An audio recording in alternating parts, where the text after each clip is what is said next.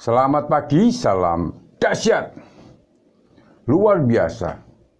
Jumpa lagi bersama Naked Trader 21. Saya Joko Cahyoadi. Pagi kali ini sahabat, saya ingin melanjutkan tentang 25 aturan dari Douglas Salensi bagian yang kedua. Nah, bagian yang satu, yang pertama ada linknya saya letakkan di description ya. Jadi sebelum saya ulas, tentunya selalu izinkan saya untuk memberi salam, memberi hormat kepada sahabat-sahabat trader, juga sahabat YouTuber di seluruh Nusantara. Semoga pada kesempatan pagi kali ini Anda semua dalam kondisi berbahagia dan luar biasa.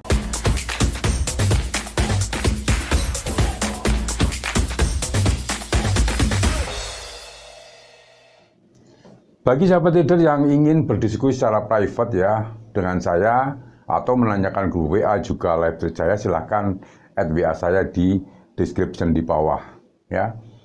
Nah, saya akan mencoba untuk lanjutkan ya yang nomor 11 karena yang terakhir kapan hari nomor 10 ya. Jadi yang nomor 11 adalah kerugian pertama. Ini adalah pembelajaran yang terbaik.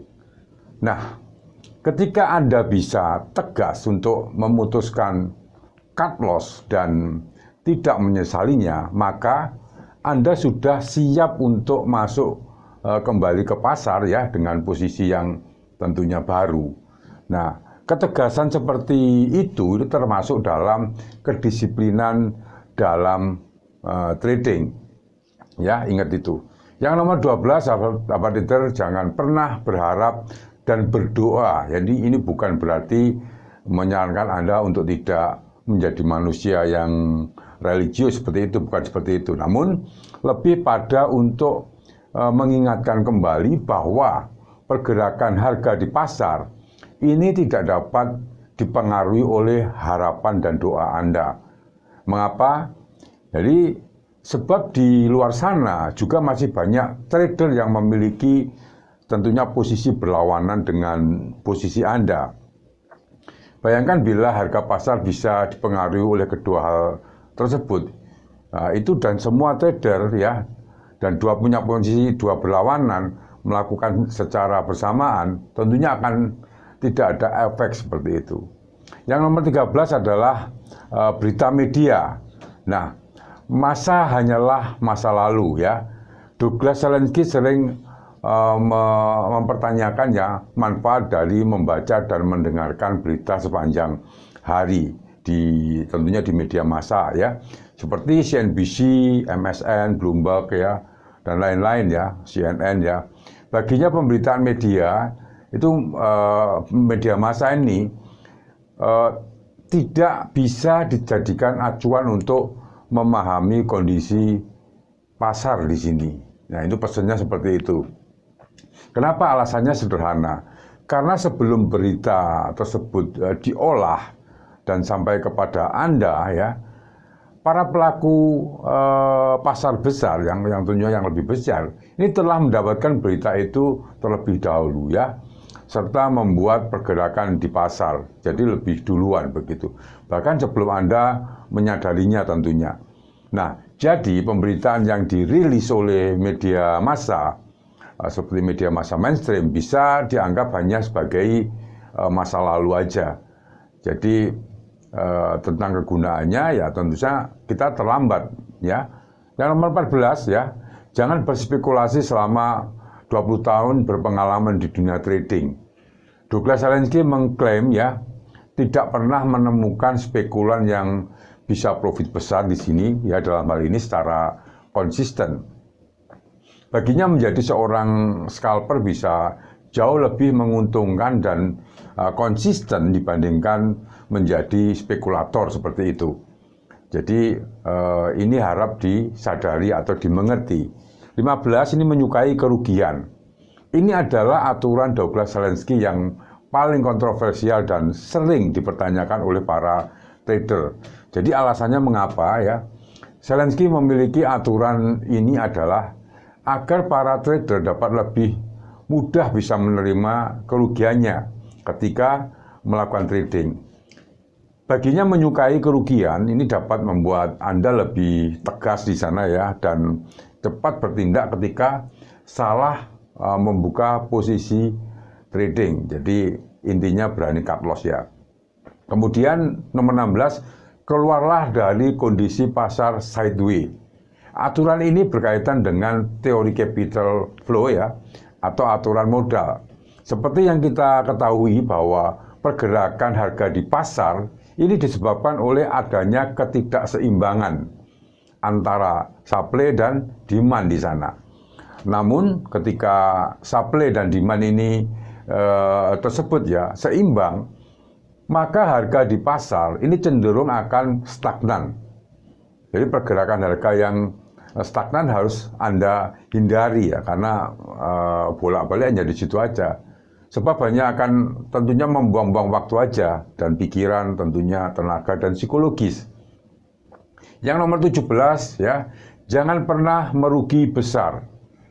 Jika Anda telah mengikuti ya salah satu aturan dari nomor 5, 8, 10, 11 yang sudah saya ulas, dan 15, tentunya 15 ini aturan juga akan dapat Anda ikuti. Bagaimanapun kerugian dalam jumlah yang besar, ini dapat membalikkan keadaan Anda dari menang menjadi tentunya merugi secara total tentunya.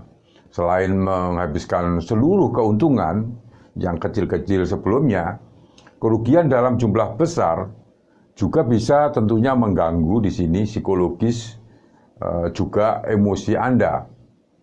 Yang nomor 18, sahabat trader, target profit kecil yang konsisten ya.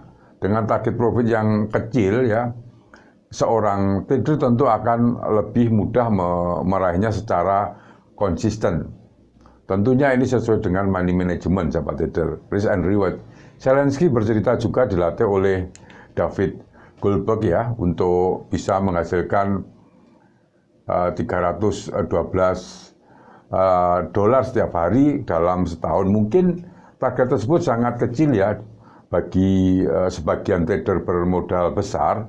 Namun apabila diakumulasikan selama bertahun-tahun, Douglas Zelensky bisa menghasilkan $72.000 dalam satu tahun. Ini kan cukup besar, bukan ya? Ini cukup hasil yang bagus. Nah, nomor 19, sahabat trader, profit besar hanyalah suatu keberuntungan ya, keberuntungan. Jadi aturan ini bagus untuk diterapkan sebagai pola berpikir, dengan tentunya menganggap bahwa profit besar yang didapatkan dalam sekejap ya hanya suatu keberuntungan, dan Anda bisa lebih fokus pada profit kecil ya yang secara konsisten. Ingat, Anda bukanlah penggerak harga di pasar tentunya. Jadi kalau Anda trader yang mendapatkan profit dalam jumlah yang besar, itu bukan tentunya karena kemampuan trading mereka atau Anda, melainkan ini suatu keberuntungan. Selanjutnya yang nomor 20, sahabat trader, tetap percaya diri dan mengontrol ego, salah satu hal yang tentunya paling susah untuk diterapkan dalam disiplin trading. Jadi Zelensky juga mewanti-wanti ya. Jadi adalah membangun kepercayaan diri dan mengontrol ego, seperti yang sudah saya ceritakan di atas ya, bahwa tidak ada indikator yang bisa memberikan sinyal 100% yang benar. Ini harus dicatat. Sehingga teknik atau strategi trading yang dipakai di sini tidak mungkin selalu memberikan profit. Ingat, pasti ada kalanya Anda tentunya merugi seperti itu. Jadi ini hal yang biasa. Untung rugi ini suatu hal yang biasa. Tentunya meski Anda merugi dalam satu hari, tetaplah kita percaya diri ya, tetap mengontrol ego di sini. Jadi Anda untuk tidak di sini trading dengan teknik atau strategi yang tentunya berubah-ubah. Ingatlah, pada aturan nomor 18 juga aturan yang nomor 19 tadi juga. Ini harap diperhatikan baik-baik. Yang nomor 21 ya, sahabat trader, itu tingkatkan keuntungan. mempertahankan kerugian dalam dunia usaha atau bisnis, tentu seorang pengusaha ingin juga mengembangkan bisnisnya. Nah, untuk bisa mengembangkan usahanya, ya, yang bisa dilakukan oleh para pengusaha adalah meningkatkan persentase keuntungan. Jadi keuntungannya sembari tentunya mempertahankan persentase yang sudah kita dapat, ya, dan tentunya dengan kos atau pengeluarannya di sini. Jadi sama halnya dengan trading. Untuk dapat mengembangkan account dalam trading kita, Anda harus bisa meningkatkan persentase, ya, keuntungan di sana. Dan ingat, itu juga tentang aturan yang ukuran lot di sana. Jadi harap diperhatikan situ. Jadi sambil mempertahankan persentase kerugian, jika kita melakukan hal itu, niscaya saldo account trading Anda dapat berkembang menjadi makin lama makin besar. Jadi trading di atas yang kita cerita ini, tentunya pertambahan account ini akan cukup berarti. Ada beberapa hal yang perlu Anda perhatikan, ya, dan lakukan. Pertama, tentukan dan setialah pada strategi trading awal Anda. Mulai dari ukuran lot yang kecil, ukuran lotnya berapa, cara analisa bagaimana, batasan target profit maupun dengan batasan kerugian. Jadi kedua ini harus konsisten meningkatkan keuntungan secara bertahap, ya, dan menjaga rekor kerugian di bawah profit. Jadi ketiga, jangan mudah terpengaruh oleh keadaan, ya, yang kadang-kadang mengganggu kita, ya. Keempat, tentunya hormati pasar. Pasar selalu benar. Kemudian Zelensky juga mengatakan Anda bisa belajar disiplin trading, ya, tentunya dengan membaca dan menghafalkan aturan-aturan ke-25 tersebut. Jadi aturan di atas, ya, sebelum memulai tentunya aktivitas trading. Nah, itulah yang kerap Zelensky dan murid-muridnya lakukan di pagi hari. Jadi ini Anda bisa coba diperhatikan dan dibaca berulang-ulang. Sahabat trader, hanya itu yang bisa saya sampaikan pada kesempatan pagi kali ini. Ingat, ya, pada video yang pertama, ya, aturan pertama itu ada di link, ya, di bawah. Jadi hanya itu yang bisa saya sampaikan pada kesempatan pagi kali ini. Terima kasih, dan jangan lupa bagi sahabat trader yang belum subscribe, tentunya silahkan subscribe.